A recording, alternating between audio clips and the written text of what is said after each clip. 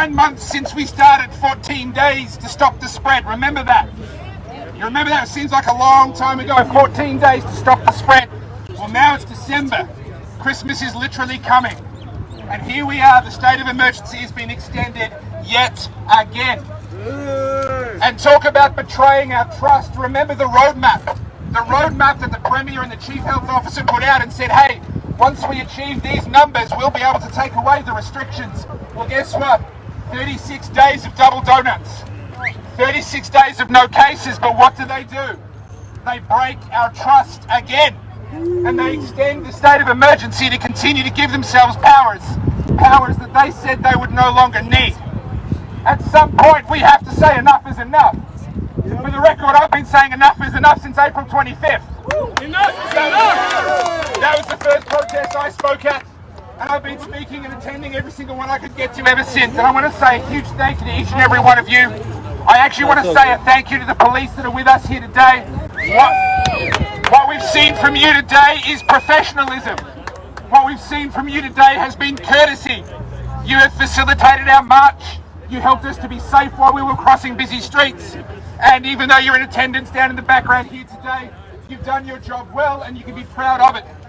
Unfortunately, the same thing cannot be said for your commanders and the orders that they have given you in previous protests. And unfortunately, the trust that has been broken includes trust between the public and the police. And that is a tragedy. That is a true loss.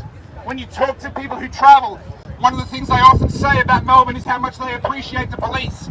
As soon as they see a police uniform, if they're lost, if they need something, they know they can talk to them. You might take that for granted if you've lived in this city all your life, but trust me, it's not like that everywhere. To lose that trust is a tragedy, and it is going to take a very long time to rebuild. So here is what I ask of each of you.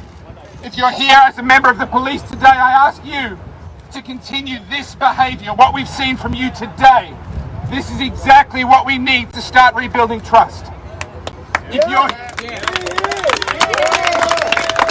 here with us today as part of the protest, I thank you for continuing to come out. I know it's been a lot of protests.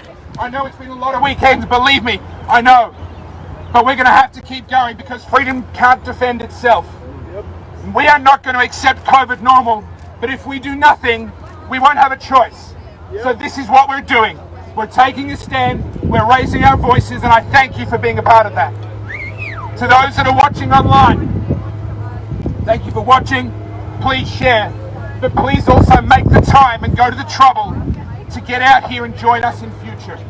We need you out here. We need you to keep coming out week after week like so many people here have been, to continue the pressure to make sure that this idea of COVID normal does not become our normal. Thank you to each and every one of you.